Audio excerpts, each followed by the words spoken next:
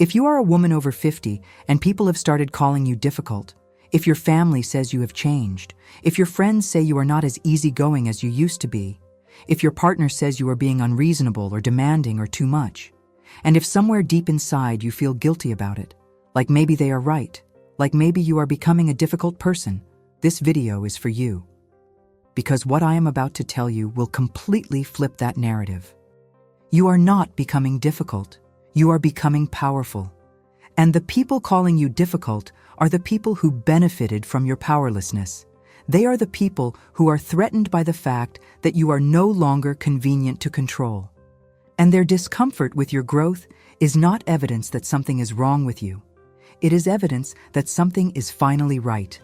This video is going to explain exactly what is happening to you psychologically when you reach this phase. I'm going to show you why women over 50 are uniquely positioned to access a kind of clarity and power that is impossible earlier in life. I'm going to break down the 5 specific reasons people call you difficult when you start setting boundaries and refusing to tolerate poor treatment. I'm going to explain the psychological concept of pattern recognition and why it makes you dangerous to people who rely on manipulation. And then I am going to give you 10 strategies for owning your so-called difficult phase, for refusing to shrink back into convenience, and for using this power to build the rest of your life on your own terms. By the end of this video, you will understand that being called difficult is not an insult. It is a compliment. It means you are no longer easy to manipulate. It means you are no longer willing to sacrifice yourself for other people's comfort. It means you have developed boundaries, self-respect, and the ability to see through bullshit. And all of those things make you inconvenient to people who were benefiting from your compliance. But they make you powerful. They make you free. And they make the second half of your life completely different from the first half. So if people are calling you difficult, congratulations, you are doing something right. But before we go deeper, I need something from you right now. If people have called you difficult, if you have been told you have changed, if you feel guilty for setting boundaries or saying no, or refusing to tolerate poor treatment, subscribe to this channel immediately and turn on notifications.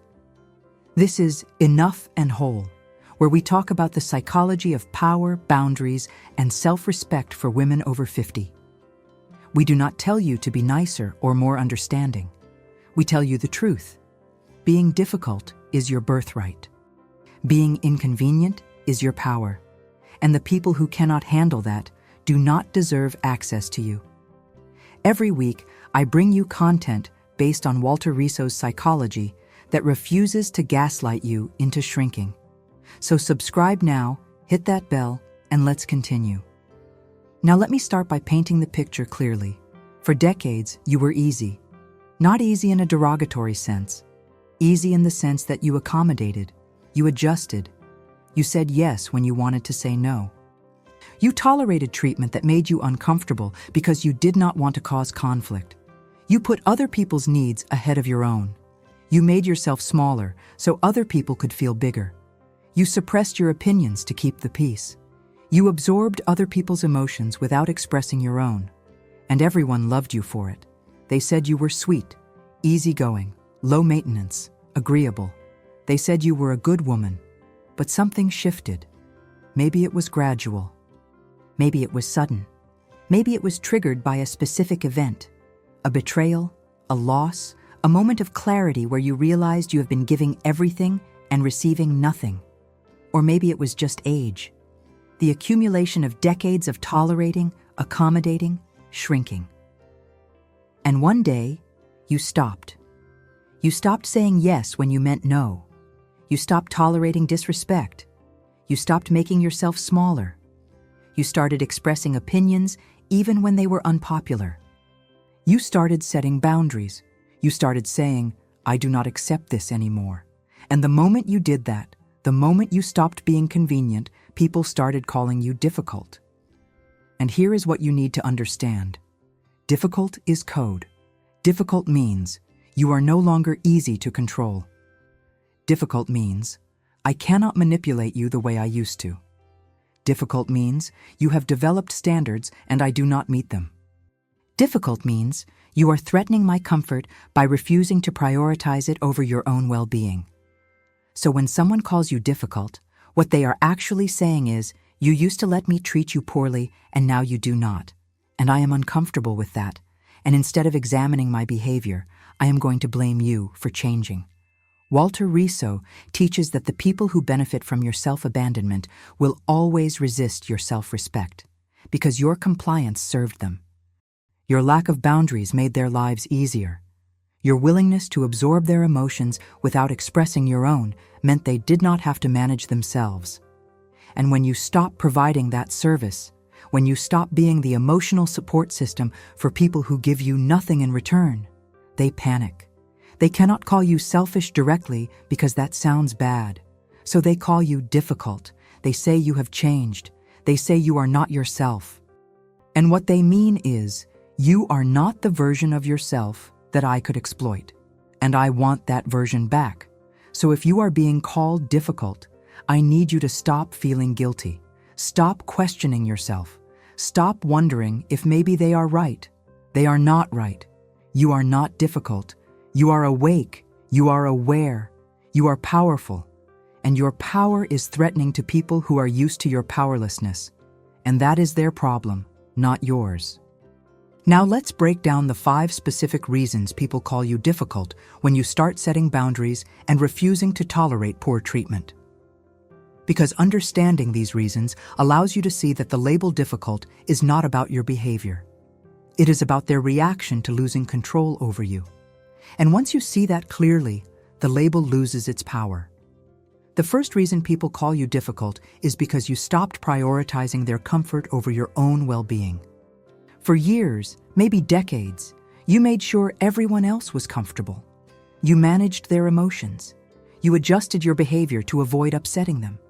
You said yes to things you did not want to do because saying no would disappoint them. You absorbed their stress, their anger, their anxiety, so they did not have to deal with it themselves, and they got comfortable with that.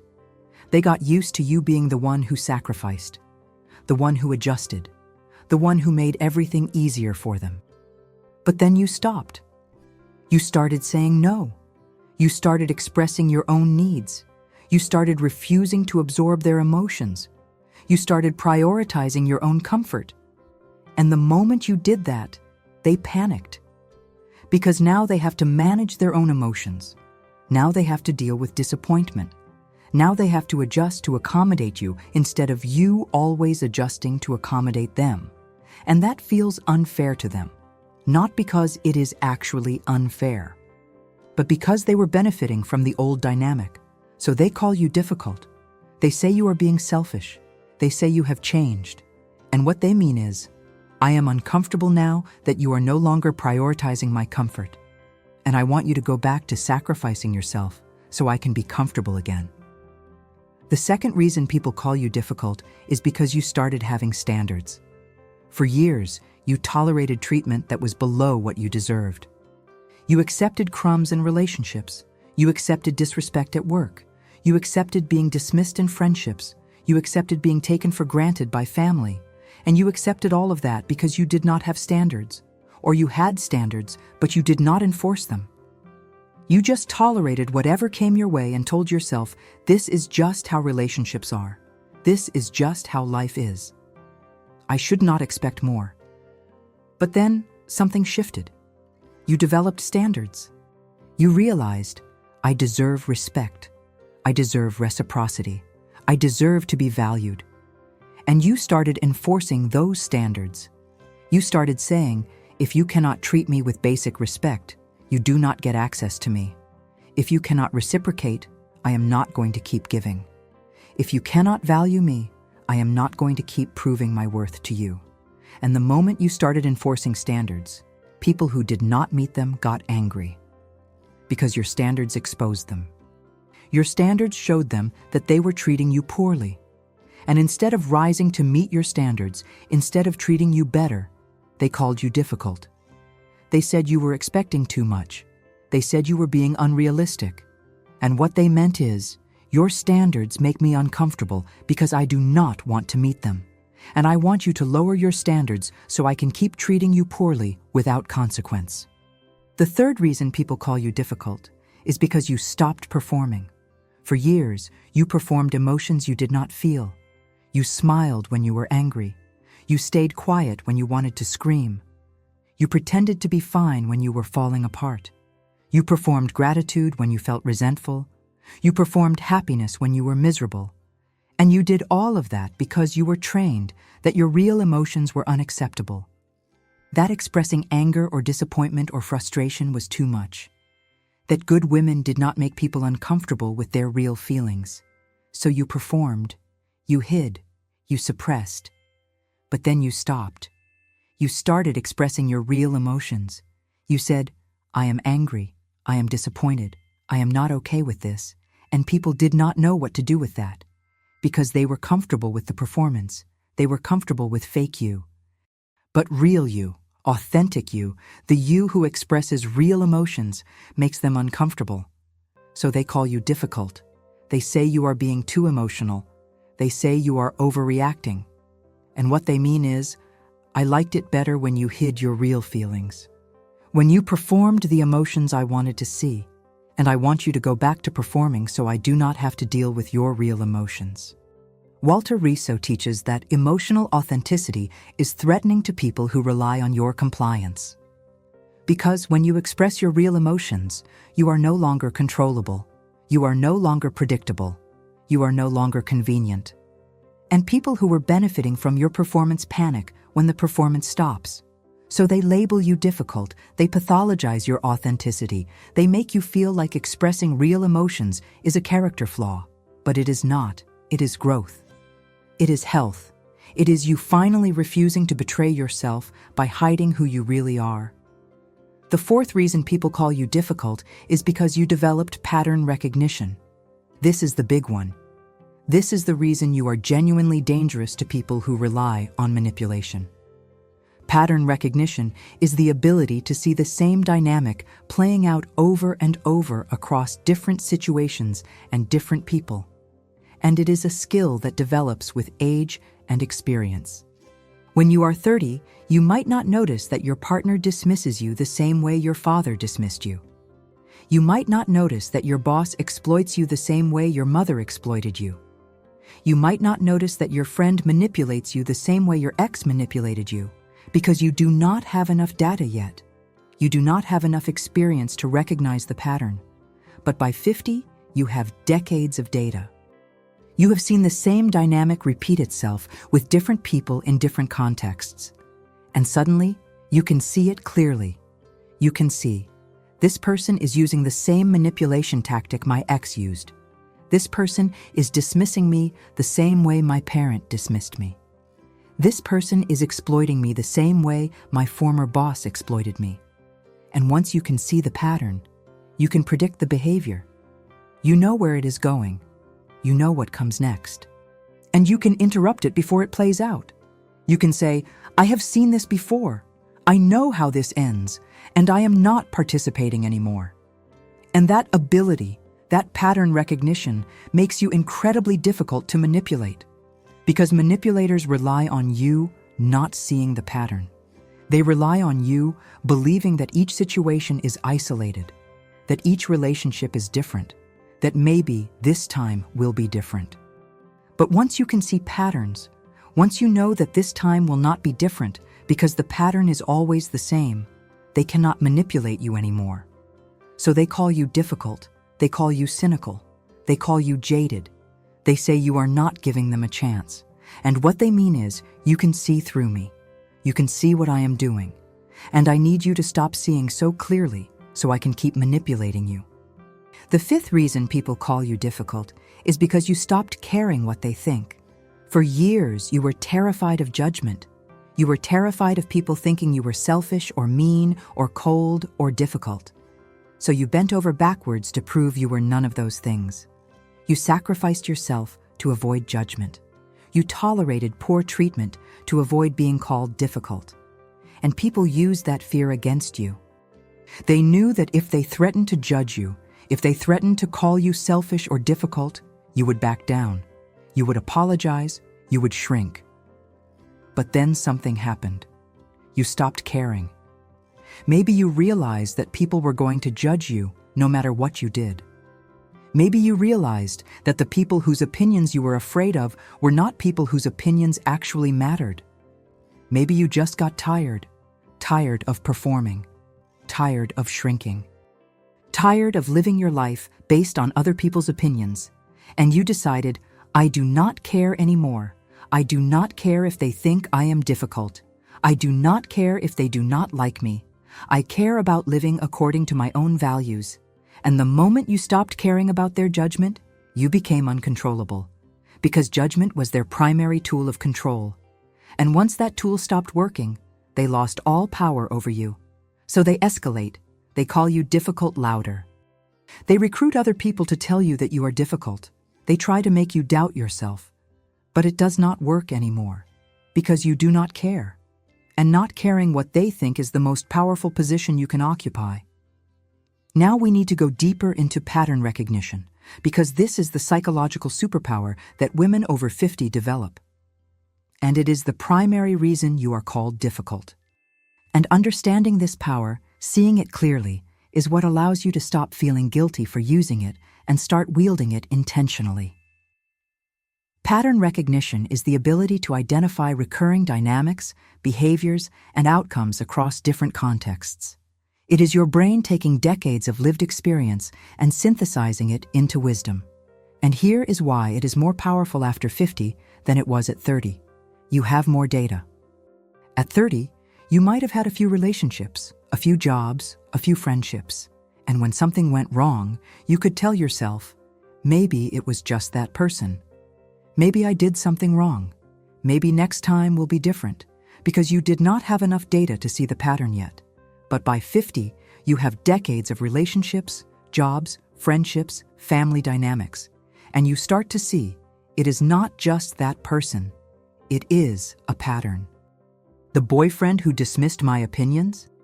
That was the same dynamic as my father dismissing me. The boss who exploited my work? That was the same dynamic as my ex exploiting my emotional labor. The friend who only called when she needed something? That was the same dynamic as my mother only valuing me when I was useful. And once you can see those patterns, once you can see that the same dynamic plays out with different people in different contexts, you realize, the problem is not me. The problem is the dynamic, and I can choose to stop participating in that dynamic. This is terrifying to people who rely on that dynamic, because if you can see the pattern, you can predict their behavior. You know what they are going to do before they do it, and you can interrupt it. Let me give you a concrete example. You are in a new relationship. Everything seems good at first, but then you notice, when you express a need, your partner gets defensive. When you set a boundary, your partner sulks. When you ask for something, your partner makes you feel guilty for asking. And if you are 30, you might think, maybe I am asking wrong. Maybe I need to be more gentle. Maybe I am being too demanding. And you adjust. You try to fix yourself. But if you are 50 and you have pattern recognition, you think, I have seen this before. This is the same dynamic as my ex. Defensive when I express needs. Sulking when I set boundaries. Guilt when I ask for things. And I know where this goes. It goes to me shrinking, me suppressing my needs, me walking on eggshells, me losing myself. And I am not doing that again. So you address it immediately. You say, when I express a need, you get defensive. That is not acceptable. I need a partner who can hear my needs without punishing me for having them. And if you cannot do that, this relationship is not going to work. And you hold that boundary. You do not negotiate. You do not give chances. You just state the reality. I have seen this pattern before. I know where it goes. And I am not participating. And the partner who was relying on that dynamic panics. Because you saw through them immediately. You did not give them time to establish the pattern. You interrupted it at the beginning. And they cannot gaslight you into believing you are overreacting because you have decades of experience telling you that you are not. So they call you difficult. They say you are not giving them a chance. They say you are bringing your past into this relationship. And they are right. You are bringing your past into this relationship. Your past is data. Your past is wisdom, and you are using that wisdom to protect yourself. And that is not difficult. That is intelligent. Walter Riso teaches that wisdom is the integration of experience. And by 50, you have enough experience to have real wisdom. You can see dynamics that younger women cannot see yet. You can predict outcomes that younger women are still hoping will be different. And that wisdom makes you powerful. It makes you difficult to manipulate, difficult to gaslight, difficult to exploit. And people who were planning to manipulate, gaslight, or exploit you are furious that you can see them so clearly. So they call you difficult, they call you jaded, they call you closed off. And what they mean is, your wisdom is inconvenient. Your ability to see patterns makes it impossible for me to run my usual script on you. And I need you to be naive again so I can manipulate you. But you are not naive anymore. You cannot unsee what you have seen. You cannot unlearn what you have learned. And trying to force yourself back into naivety, trying to ignore your pattern recognition to give someone the benefit of the doubt when your pattern recognition is screaming danger, is self-betrayal. So you trust your patterns. You trust your experience. You trust your wisdom. And you let people call you difficult, because difficult is the price of wisdom, and wisdom is what keeps you safe. The second aspect of pattern recognition is recognizing your own patterns, not just patterns in other people, but patterns in yourself. By 50, you have enough data to see. I have a pattern of choosing emotionally unavailable partners. I have a pattern of sacrificing myself in friendships where I give everything and receive nothing. I have a pattern of staying in jobs where I am undervalued. I have a pattern of tolerating disrespect from family. And once you can see your own patterns, you can interrupt them. You can say, I am doing it again. I am choosing the same type of person. I am falling into the same dynamic. And I am going to stop. I am going to choose differently this time. And that self-awareness, that ability to see and interrupt your own patterns, is also threatening. Because it means you are no longer repeating the same mistakes. You are no longer available for the same dynamics. And people who were counting on you repeating your patterns are now left without access. So they call you difficult. They say you have changed. And you have. You have changed from someone who repeats self-destructive patterns to someone who recognizes and interrupts them. And that is growth. That is power. That is you finally using your experience to build a better life instead of repeating the same painful cycles. Now I need to address the voice in your head that is saying, but maybe they are right. Maybe I am being difficult. Maybe I am overreacting. Maybe I should be more flexible. Maybe I am too rigid now, because that voice, that doubt, is the internalized message that your power is a problem. And until you silence that voice, until you can see clearly that what you are experiencing is power, not dysfunction, you will keep shrinking back into compliance to avoid being called difficult. So let's be absolutely clear. Setting boundaries is not difficult. Refusing to tolerate poor treatment is not difficult. Expressing your real emotions is not difficult. Having standards is not difficult. Recognizing patterns and refusing to participate in them is not difficult. All of those things are healthy. All of those things are signs of psychological maturity. All of those things are evidence that you have developed self-respect. And self-respect is not a character flaw. It is a strength. The reason you think these things might be difficult, the reason you doubt yourself, is because you have internalized decades of cultural messaging that tells women, your needs do not matter. Your boundaries are inconvenient. Your standards are too high. Your emotions are too much. Your wisdom is cynicism. And all of that messaging is designed to keep you compliant. It is designed to keep you easy to control. It is designed to keep you sacrificing yourself for other people's benefit. And when you stop complying, when you stop sacrificing, the culture and the people who benefited from your compliance label you difficult. Because difficult is the word they use to pathologize your power. But here is the truth. You are not difficult. You are awake. You are not demanding. You are asserting basic standards for how you deserve to be treated. You are not too much. Other people are too little.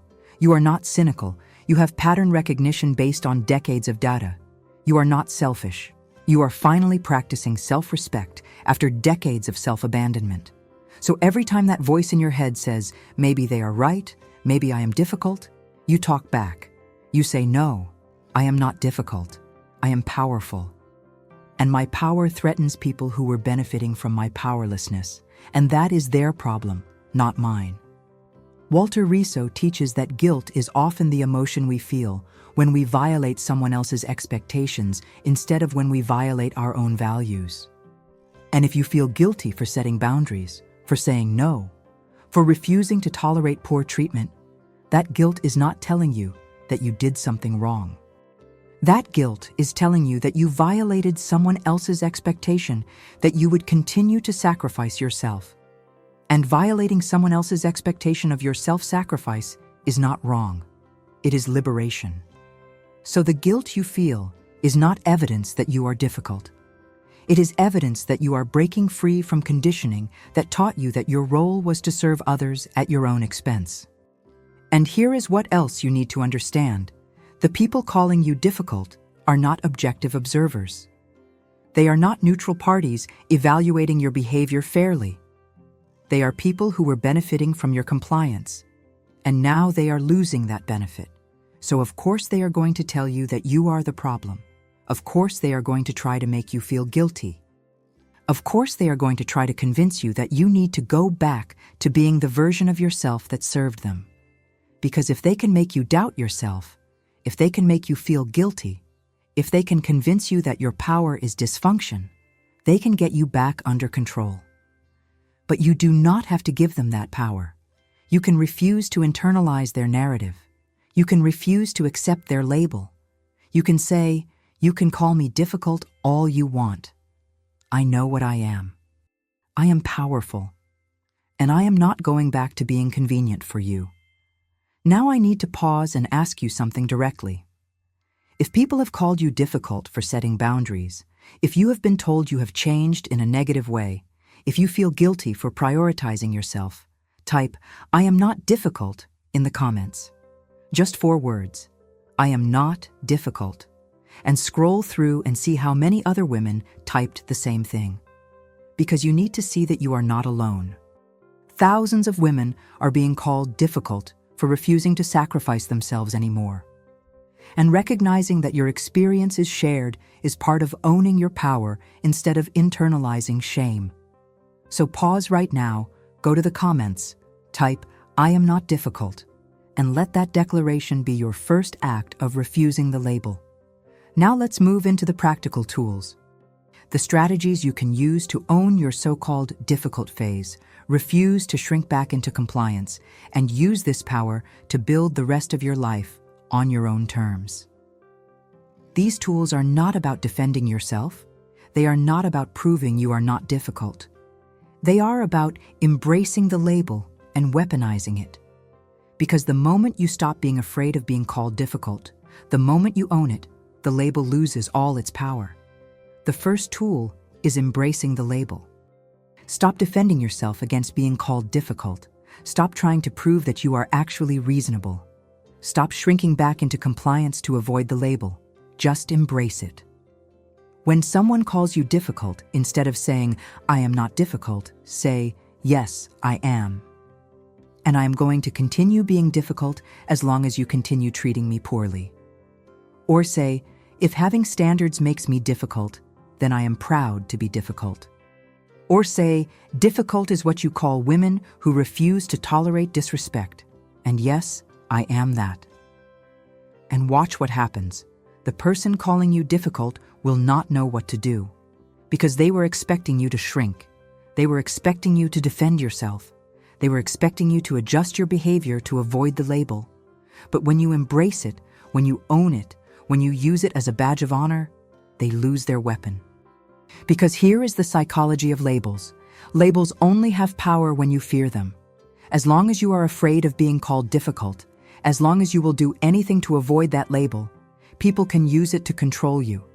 They can threaten to call you difficult. and you will back down. But the moment you stop fearing the label, the moment you say, okay, I am difficult, and what? The threat loses all its power. They can still call you difficult. But it does not change your behavior anymore. It does not make you shrink. It does not make you comply. And once the label stops changing your behavior, it stops being useful to them. So they either have to actually address your concerns, or they have to escalate to more obvious forms of control, which exposes them. Either way, you win. Walter Riso teaches that psychological freedom comes from being willing to be misunderstood. And being willing to be called difficult is a form of being willing to be misunderstood.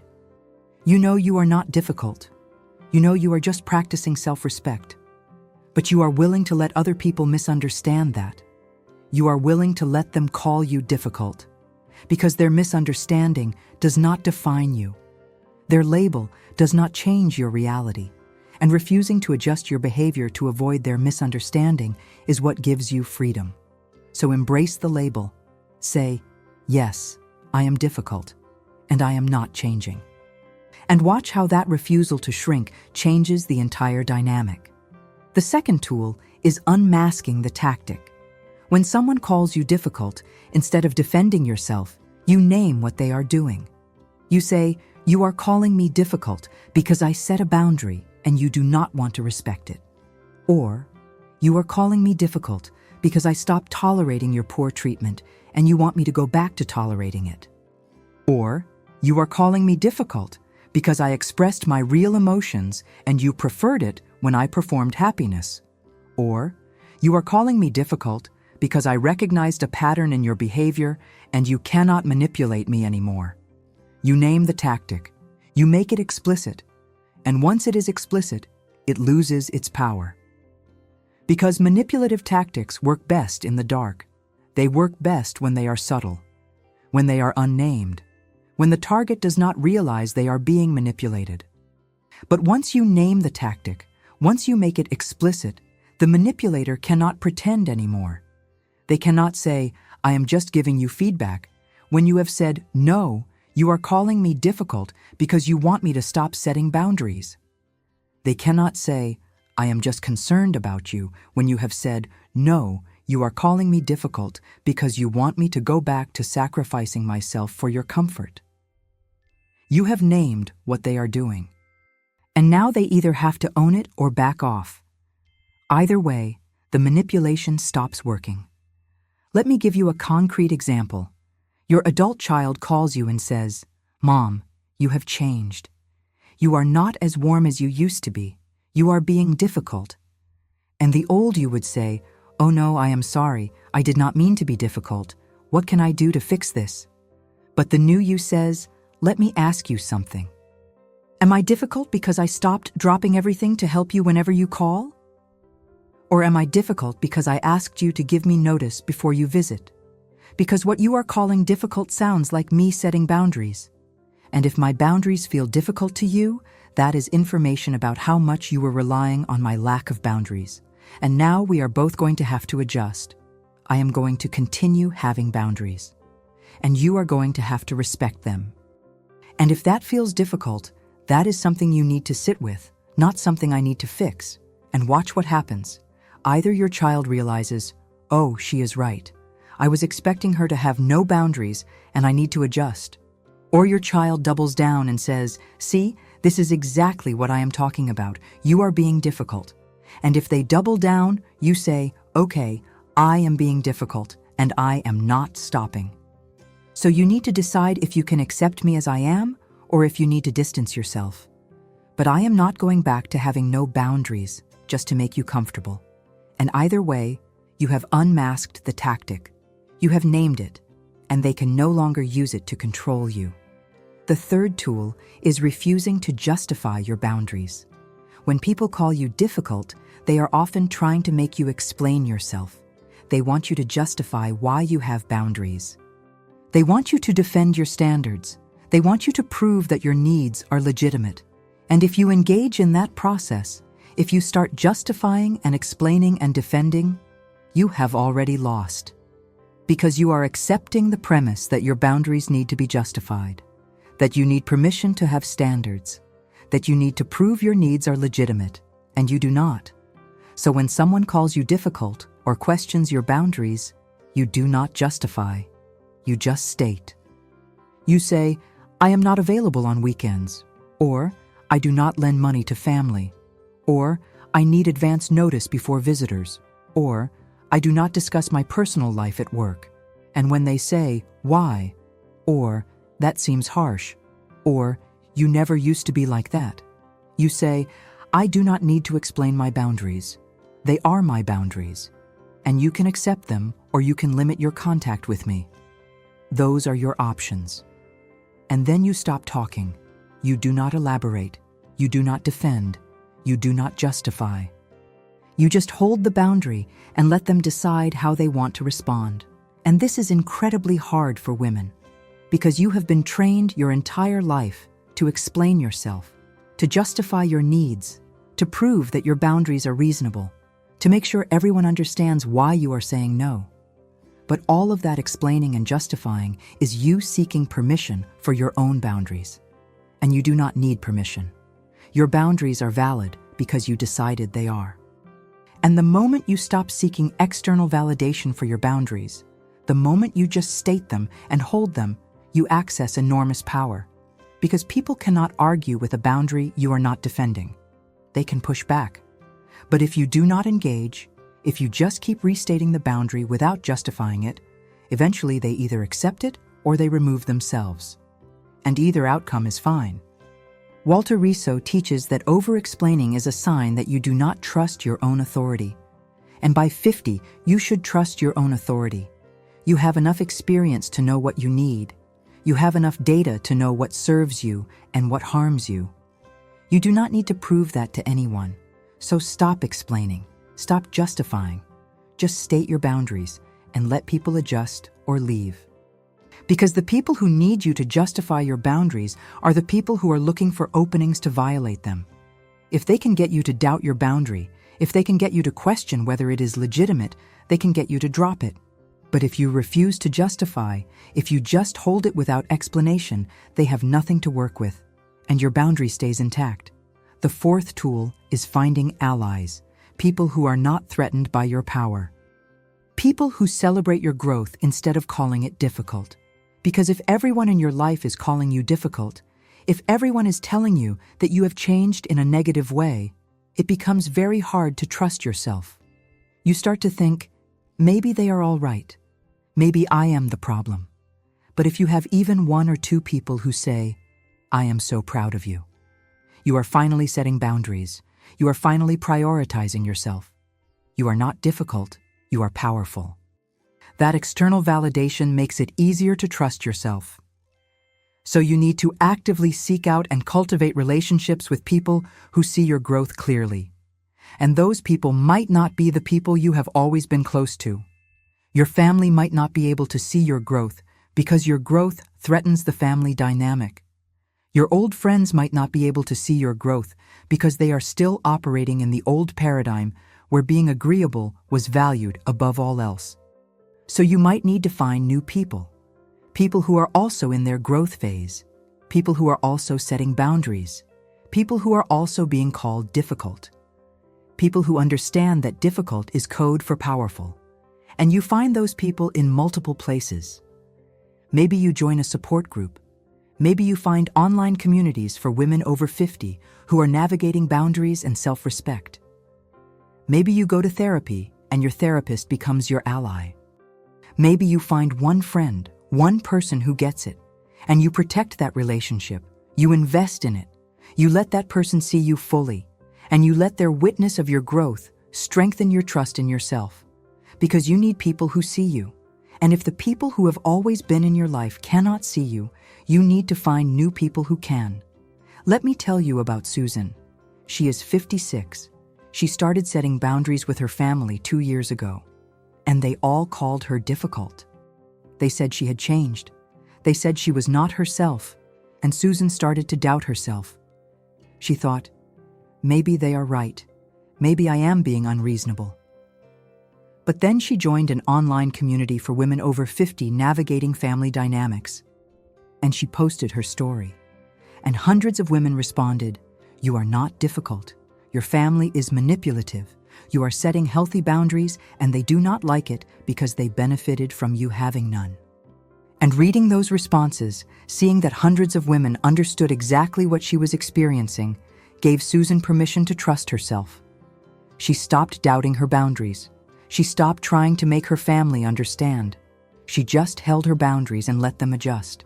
And some of them did, and some of them distanced themselves, and Susan realized, the ones who distanced themselves are the ones who only valued me when I had no boundaries. And I do not need those relationships. And now, 2 years later, Susan is not apologizing for being difficult anymore. She is proud of it. The fifth tool is using your voice unapologetically. For decades, you softened your language. You said, "I feel like maybe possibly," instead of "I think." You said, "I am sorry, but," before expressing an opinion. You asked questions instead of making statements so you would not sound too assertive. You hedged, you qualified, you made yourself smaller linguistically. And you did all of that to avoid being called aggressive or difficult or bossy. But all that linguistic softening communicated, "I do not trust my own opinions. I do not believe I have the right to take up space. I need permission to speak." So the tool is this: start speaking declaratively. Stop hedging. Stop softening. Stop apologizing before you express an opinion. Just state what you think. "I think this is wrong." Not, "I feel like maybe this might be a little bit wrong." "I need this." Not, "I am sorry, but is there any chance you could possibly—" "I am not doing that." Not, "I do not think I can do that. But if you really need me to, I guess I could try." You state your thoughts, your needs, your boundaries clearly and directly without apologetic language. And you let people be uncomfortable with that. And here is what will happen. People will call you aggressive. They will say you are being harsh. They will say you are being direct in a way that makes them uncomfortable. And you do not adjust. You do not go back to softening your language to make them comfortable. You say, "I am not being aggressive, I am being clear." And if clarity feels aggressive to you, that is because you are used to me being unclear, and you continue speaking declaratively. Because direct communication is not aggression. Direct communication is respect. It respects the listener by not making them guess what you mean. And it respects yourself by not requiring you to shrink your language to avoid taking up space. Walter Riso teaches that language shapes reality. And when you consistently use hedging, apologetic, uncertain language, you internalize the message that you are not sure of yourself, that your opinions are not valid, that you do not have the right to assert yourself. But when you use clear, direct, declarative language, you internalize the message, "I know what I think. I have the right to express it. I do not need permission." And that linguistic shift creates psychological shift. You start to feel more confident, more certain, more powerful. So use your voice, stop hedging, stop softening, and let people call you difficult for speaking clearly. Because clear communication is a sign of self-respect, not a character flaw. The sixth tool is practicing detachment from others' reactions. Right now, you are probably still heavily invested in how people respond to your boundaries. When someone gets angry or hurt or distant because you set a boundary, you panic. You think, "Oh no, I hurt them. I need to fix this. I need to make them feel better." And you end up apologizing for your boundary or adjusting it to make them comfortable. But that pattern keeps you trapped. Because if you cannot tolerate other people's negative reactions to your boundaries, you will never be able to hold your boundaries. So you have to practice detachment. You have to learn to set a boundary and then allow the other person to have whatever reaction they have without taking responsibility for it. They can be angry. They can be hurt. They can be disappointed. They can distance themselves. And you observe their reaction without trying to fix it. You think, "They are upset that I set a boundary. That is information about them. not about me. That is their reaction to process. I am not responsible for making them feel better about my boundary. I am only responsible for holding my boundary. And you do not apologize, you do not adjust, you just hold the boundary and let them process their reaction. And this is incredibly difficult, because you have been trained your entire life to manage other people's emotions, to make sure everyone is comfortable, to fix it when someone is upset. But managing other people's emotions about your boundaries is what keeps you from having boundaries. So you have to stop. You have to let people be upset. You have to let them be uncomfortable. You have to trust that they are adults who can manage their own emotions. And if they cannot, if they need you to manage their emotions for them, that is a sign that the relationship is not healthy. That they see you as a caretaker, not a partner or friend or family member. Let me give you an example. You tell your mother that you are not hosting Thanksgiving this year. She says, "I am so disappointed. I do not understand why you are doing this. You have always hosted. What has happened to you?" And the old you would say, "Oh, Mom, I am sorry. I did not mean to upset you. Maybe I can figure out a way to host after all." But the new you says, "I understand that you are disappointed. This is still my decision." And then you stop talking. You do not fix her disappointment. You do not apologize for your boundary. You just acknowledge her emotion and hold your boundary. And she might escalate. She might say, "You have become so selfish. You do not care about family anymore." And you say, "You are entitled to your opinion. I am still not hosting Thanksgiving." And you do not engage beyond that. And what will happen is one of two things. Either she will process her disappointment and adjust, or she will keep trying to manipulate you and eventually realize it does not work and distance herself. And both of those outcomes are acceptable, because you are not responsible for making sure everyone is happy with your boundaries. You are only responsible for having them. So practice detachment. Set boundaries. Allow reactions. Do not manage them. And trust that the people who truly care about you will adjust, even if they are initially upset. Before we continue with the final tools, I need you to do something. If this video is helping you see that being called difficult is not a character flaw, but a sign of power. If you are starting to embrace the label instead of fearing it, subscribe to this channel right now and turn on notifications. Because next week, I am releasing a video about how to handle family members who punish you for setting boundaries. You are going to need that video. So subscribe now, hit that bell, and let's finish with the final tools that will help you own your power phase completely. The seventh tool is documenting patterns. One of the ways people gaslight you when you start setting boundaries is by telling you that you are overreacting, that you are imagining things, that one incident is not a big deal, that you are too sensitive. And if you are relying on memory alone, if you are not documenting patterns, it becomes very easy to doubt yourself. You think, maybe they are right. Maybe I am overreacting. Maybe this one thing is not that bad. But when you document patterns, when you have concrete evidence of repeated behavior, you cannot be gaslit. You can see clearly, this is not one incident. This is a pattern. And patterns are data. So the tool is this. Start keeping a record. It does not have to be elaborate. It can be notes in your phone. It can be a journal. It can be a document on your computer.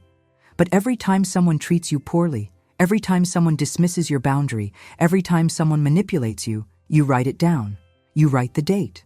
You write what happened. You write how it made you feel. And you do not editorialize. You do not try to justify their behavior. You just record the facts. And over time, you will have a clear record of patterns. And when someone tries to tell you that you are overreacting, when someone tries to tell you that you are imagining things, you can look at your record and see, no. This has happened 15 times in the last 6 months. This is not one incident. This is a pattern. And I am not overreacting. I am responding appropriately to a pattern of poor treatment. And the record also helps you make decisions. Because sometimes when you are in the middle of a situation, when someone is being kind occasionally between incidents of poor treatment, it is hard to see the overall pattern. You think, But they are not always bad. They do nice things sometimes. Maybe I should give them another chance. But when you look at your record, when you see 15 documented incidents of poor treatment and 3 documented incidents of kindness, the pattern becomes undeniable. And you can make decisions based on data instead of hope. You can say, the data shows that this person treats me poorly 80% of the time. And I am not going to keep hoping that the 20% of kindness will increase. I am going to make decisions based on the reality that 80% of the time this person harms me. Walter Riso teaches that self-deception is easier than we think. We minimize, we forget, we focus on the good moments and discount the bad moments. And people who harm us rely on that self-deception. They rely on us not keeping track. They rely on us focusing on the occasional kindness instead of the pattern of harm. But when you document, when you keep a record, you eliminate self-deception. You have concrete data. And data does not lie. So start documenting, not to prove anything to anyone else, but to prevent yourself from gaslighting yourself, to keep yourself grounded in reality instead of hope. The 8th tool is eliminating relationships that cannot adapt to your growth. This is the hardest tool, because it requires you to accept that some people in your life, people you have known for years, people you love, people you are tied to by family or history, are not capable of accepting the powerful version of you. They can only accept the powerless version. And if you insist on being powerful, if you refuse to shrink back into compliance, those relationships will not survive. And you have to be willing to let them go. And here is how you know which relationships need to be eliminated. You set boundaries clearly. You communicate your needs directly. You refuse to tolerate poor treatment. And you give the relationship time to adjust. Maybe 6 months, maybe a year, and you watch. Does the person respect your boundaries? Do they adjust their behavior? Do they show effort to treat you better? Or do they keep pushing back? Do they keep calling you difficult? Do they keep violating your boundaries? Do they keep trying to manipulate you back into compliance? If they cannot adjust, if they refuse to accept the powerful version of you, you eliminate the relationship. You stop investing energy. You stop trying to make them understand. You just distance yourself. Maybe permanently, maybe temporarily until they can adjust. But you stop participating in a relationship that requires you to be powerless. And this is where people push back the most. They say, but that is my mother, but that is my sister, but that is my oldest friend, but that is my partner of 20 years. And all of those statements are trying to argue that history or biology obligates you to stay in relationships that harm you. But it does not. You are not required to maintain relationships with people who cannot accept you as you are. You are not required to shrink yourself to keep people comfortable. You are allowed to say, I have grown. And if you cannot accept my growth, we cannot continue this relationship in its current form. And you are allowed to mean that, and you are allowed to follow through. Let me tell you about Rebecca. She is 61. She set boundaries with her sister 3 years ago. Her sister had been using her emotionally for decades, calling only when she needed something, dumping her problems on Rebecca, never asking how Rebecca was doing. And Rebecca finally said, I am not available for one-sided relationships anymore. If you want to be in my life, I need reciprocity. And her sister said, you have become so selfish. You are not the person I grew up with. And Rebecca said, you are right. I am not that person anymore. That person sacrificed herself for everyone. And I am done being that person. So if you can adjust, I am here. But if you cannot, we are not going to be close anymore. And her sister could not adjust. She kept expecting Rebecca to be the old version. And Rebecca kept holding her boundary. And eventually, the relationship ended. And Rebecca grieved it. But she does not regret it. Because keeping that relationship would have required her to go back to being powerless. And she is never going back. The 9th tool is celebrating your evolution instead of apologizing for it. People are going to tell you that you have changed, and they are going to say it like it is a bad thing. Like changing is failure, like growth is betrayal. But you do not accept that narrative. You say, yes, I have changed, I have evolved, I have grown, and I am proud of that, and you celebrate it. You acknowledge the work it took to get here. You acknowledge the courage it took to set boundaries. You acknowledge the strength it took to refuse to shrink, and you honor yourself for that growth. Because here is the truth. Changing is not bad. Changing is necessary. The person you were at 30 was not equipped to navigate life at 50. That person had not experienced what you have experienced. That person had not learned what you have learned. That person had not developed the wisdom you have developed. So becoming someone different, someone more powerful, someone more boundaried, someone more self-respecting, is not betrayal. It is evolution. And evolution is something to celebrate, not something to apologize for. So when someone says, you have changed, you say, yes, I have. I used to tolerate disrespect. Now I do not. I used to suppress my needs. Now I express them. I used to make myself smaller. Now I take up space. And I am proud of those changes. They represent growth. And if you cannot accept my growth, that is something you need to work through, not something I need to fix. And you do not apologize. You do not minimize. You celebrate. You say, I have evolved. And evolution is strength. Walter Riso teaches that growth requires leaving behind old versions of yourself. And leaving behind old versions means leaving behind relationships that only worked with those old versions. And that is okay. That is normal. That is part of growth. You are not the same person you were at 30 or 40. And trying to stay the same, trying to avoid change to keep people comfortable, is not loyalty. It is stagnation.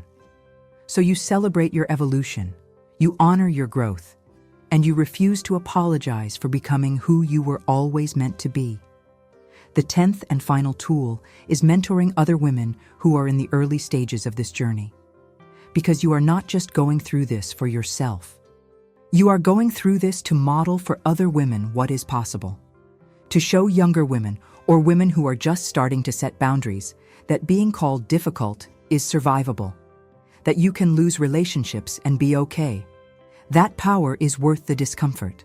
That the second half of your life can be completely different from the first half if you are willing to embrace your so-called difficult phase. So you find opportunities to mentor. Maybe you have daughters. Maybe you have younger coworkers. Maybe you have friends who are just starting to question their own compliance.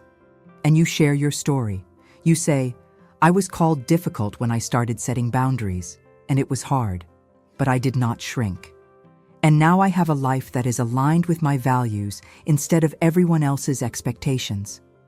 And that is worth everything. And you give them permission to be difficult too. You tell them, you are going to lose some people, and that is okay. The people you lose are the people who only valued you when you had no boundaries, and you do not need those people. You tell them, being called difficult means you are growing, and growth is never comfortable, but it is worth it. And by mentoring, by sharing your experience, you break the silence. You break the cultural narrative that tells women that being difficult is bad. You create a new narrative. Being difficult is powerful. Being difficult is growth. Being difficult is refusing to sacrifice yourself anymore. And the more women who embrace that narrative, the more women who refuse to shrink, the weaker the cultural programming becomes. So you do not just own your power for yourself. You own it loudly. You share it. You mentor. And you help create a generation of women who know from the beginning that their power is not a problem. It is their birthright. So here is where we are. You now understand the 5 reasons people call you difficult. You stopped prioritizing their comfort. You started having standards. You stopped performing. You developed pattern recognition, and you stopped caring what they think. You understand that pattern recognition is your psychological superpower after 50. You understand that being called difficult is not dysfunction. It is power. And you have 10 tools for owning your difficult phase. Embrace the label, unmask the tactic, Refuse to justify. Find allies. Use your voice. Practice detachment. Document patterns. Eliminate relationships that cannot adapt. Celebrate your evolution. And mentor other women. Now let me tell you something you need to hear. If you are being called difficult, you are doing something right. You are threatening the status quo. You are refusing to be convenient. You are demanding respect instead of accepting crumbs. And that makes you powerful. That makes you free. That makes you dangerous to people who relied on your compliance. So let them call you difficult. Let them say you have changed. Let them distance themselves if they cannot handle the powerful version of you. Because the powerful version of you is the real version. The convenient version was the performance. And you are done performing. And here is what else you need to know. This phase, this difficult phase, is not temporary. This is not something you go through and then go back to being convenient. This is who you are now. This is the rest of your life. You are never going back to having no boundaries. You are never going back to tolerating disrespect. You are never going back to making yourself smaller. You are never going back to performing. And people need to understand that. This is not a mood. This is not a phase. This is evolution. And evolution does not go backwards. Walter Riso teaches that the most powerful thing you can do is know yourself and refuse to betray yourself. And by 50, you know yourself. You know what you need. You know what you will tolerate and what you will not. You know what serves you and what harms you. And refusing to betray that knowledge, refusing to shrink back into compliance to make other people comfortable, is the ultimate act of self-respect. So be difficult. Be inconvenient. Be too much. Be all the things they say you should not be. Because those things are your power. And your power is what makes the second half of your life worth living. Before you leave this video, I need you to do 4 things. First, go to the comments. If you have been called difficult for setting boundaries, type, "I am not difficult, I am powerful." Just 6 words. And scroll through and see how many other women type the same thing. Because you need to see that you are not alone. Thousands of women are being called difficult for refusing to sacrifice themselves. And seeing that your experience is shared is part of owning your power instead of internalizing shame. Second, choose 3 tools from this video. Write them down. Commit to practicing them this week. Not all 10, just 3. The 3 that feel most urgent for where you are right now. Maybe it is embracing the label and refusing to defend yourself. Maybe it is unmasking the tactic when someone calls you difficult. Maybe it is eliminating a relationship that cannot adapt to your growth. Whatever 3 resonate most, write them down and start using them. Because owning your power is not a one-time decision. It is a daily practice. And practicing these tools is how you build the muscle to stay powerful instead of shrinking back into compliance. Third, subscribe to this channel. Turn on notifications. Because next week, I am releasing a video about how to handle family members who punish you for setting boundaries. That video is going to give you the exact language to use when family tries to guilt you, manipulate you, or freeze you out for refusing to be convenient anymore. You need that video. So subscribe now and hit that bell. Fourth, share this video with a woman who is being called difficult. A woman who is starting to set boundaries and feeling guilty about it. A woman who is doubting herself because everyone is telling her she has changed. Send her this video. Let her know you are not difficult. You are powerful. And your power is threatening to people who benefited from your powerlessness. But you do not have to shrink. You can own your power. And there is a whole community of women doing the same thing. You are not difficult. You are awake. You are not demanding. You are practicing basic self-respect. You are not too much. Other people are too little. You are not cynical. You have decades of experience that taught you to recognize patterns. You are not selfish. You are finally prioritizing yourself after decades of self-abandonment. And all of those things, all of those so-called difficult traits, are signs of strength, signs of growth, signs of evolution, signs that you refuse to live the rest of your life the way you lived the first half. So own it. Own the label. Own the power. Own the evolution. Say, yes, I am difficult, and I am proud of it, because difficult is the price of freedom. Difficult is the cost of self-respect. Difficult is what happens when you stop betraying yourself to make other people comfortable. And if that makes me difficult, then difficult is exactly what I want to be. The second half of your life does not have to look like the first half. You do not have to keep sacrificing. You do not have to keep tolerating. You do not have to keep shrinking. You can be powerful. You can be boundaried. You can be yourself fully. And the people who cannot handle that can leave. And the people who stay will be the people who value you for who you actually are, not for how convenient you are to them. And those are the only people worth having in your life anyway. So walk away from this video knowing, my difficult phase is my power phase. And I am never going back. I am never shrinking again. I am never apologizing for having standards again. I am never making myself smaller again. I am difficult.